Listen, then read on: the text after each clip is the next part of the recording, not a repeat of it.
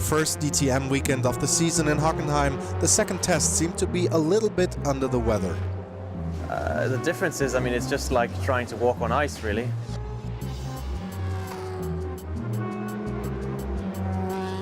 It's just a really slippery track, it's just the way it is. It's difficult, but it's the same for everybody.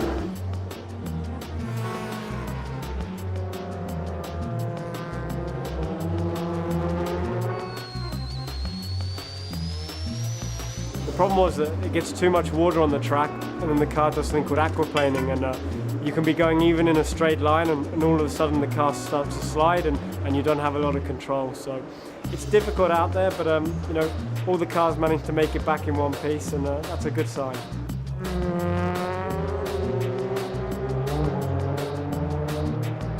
Well, it's been tricky. I think the weather's been interesting, so we haven't really had a good session to really compare and see where we are, but it's the same challenge for everybody, so can't complain. One of the suffering drivers is former Formula One pilot Ralf Schumacher, who finds the gravel in the first round. He does manage to get back on track, but after the ensuing stop at the pits, the rain gets too heavy for a fast lap. Ralph's previous test ended prematurely after technical failure.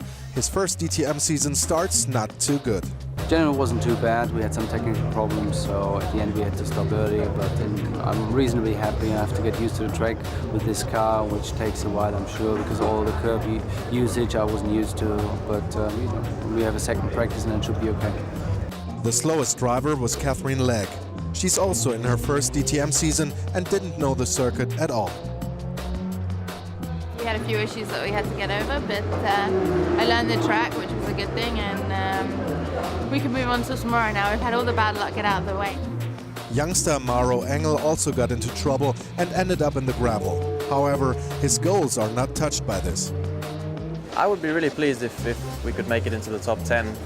It's hard to tell at the moment where we are. Jamie Green drifted his way to the 11th fastest time. The result, with only one Mercedes-Benz among the top 7, does not bother him. I expect us to be much closer, and I don't want to predict the results because that's really hard to do, but I think we will be strong. Oliver Jarvis used all his tricks and got rewarded with the 6th fastest lap. Never mind the weather, the Audi pilot is on track. At the moment, the goal is to try and make the third segment, the top 8, but I'll be very happy just to make it around the top 10. Defending champion Matthias Ekström in his 2008 Audi A4 reminded everyone that he wants to repeat. The number 1 on his car seems to do the rest. It's always a nice feeling starting the first race with the number 1 on the car. Nobody can take it off because that's the way it is, and for sure it would be nice to try and defend it, but at the end of the day there are 18 other drivers that want to beat me, but I will give them a tough time that I can keep the title. One of his fiercest rivals could be Paul Di Resta. The British driver was not only the lone Mercedes-Benz driver among the top 7, he ended up being the fastest on that rainy day. His time, 1:50.239. And here is the complete result of the second test.